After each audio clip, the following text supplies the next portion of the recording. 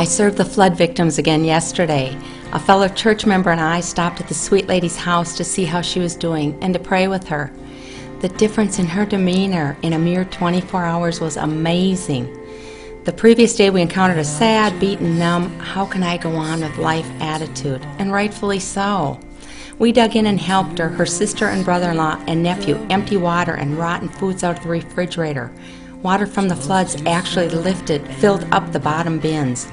We emptied cabinets, drawers, threw away her whole 69 years of life as she stood with her shoulders slumped and tears streaming down her face. We prayed with her as she looked at her deceased husband's chair being dragged to the street to add to the pile of dirt, so intent on telling us how much he loved that chair. We must go, live to feed the hungry, stand beside the broken. We must go, stepping forward, keep us from just singing, move us into action. We must go. More people from our church arrived and we dragged out mattresses, clothes, papers, and memories, working like worker bees as this lady's shoulders fell further down. She'd just look up with apathetic eyes as if to say, "Help me, I can't make any more decisions. I don't know what to do anymore. I don't know how to go on with this challenge life has thrown out at me." Yesterday, we drove up to her house with all the furniture sitting on her front lawn and people helping to get it ready for storage. Storage for antique furniture that was still wet and damaged, but that sweet lady was not ready to part with it yet. She had to try to save as many pieces from her before the flood life as she could. But there was something different. As we approached her, she had a cell to her ear and she spotted us and her eyes lit up. "I have to go. My friends are here." In that short span of time, amidst tragedy, we'd become friends. Now we stood there with tears in our eyes. She grabbed our hands and pulled us into her house, the empty house, devoid of any furniture, carpet, signs that love had lived there, a house that had only water on the floor and memories removed.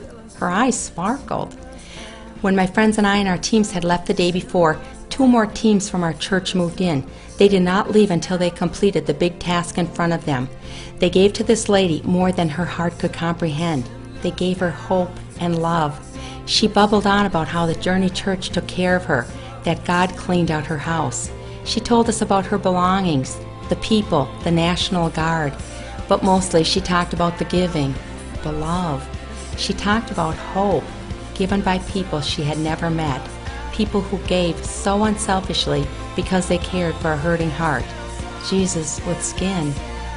This lady, Hope, working side by side amidst the sludge and the sewage, aching legs, burning eyes, breaking hearts. And then from a woman we had met the day before, "I have to go. My friends are here." That made every ache worth it.